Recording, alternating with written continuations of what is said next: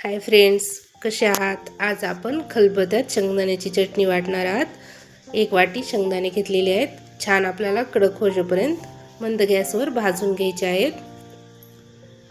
ताटलीमध्ये काढून घेऊन त्याच्यामध्येच 1 चमचा धने 1 चमचे जिरे टाकून तेही भाजून घ्यायचे आहेत।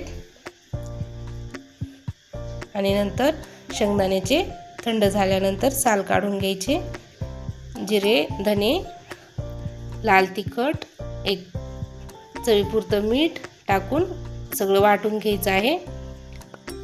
मी तिखट थोडंसंच टाकलं आहे कारण मुलांना करायची होती मला चटणी, त्याच्यामुळे 4-5 लसणाच्या पाकळ्या टाकलेल्या आहेत। तेही आपल्याला वाटून घ्यायचे आहेत।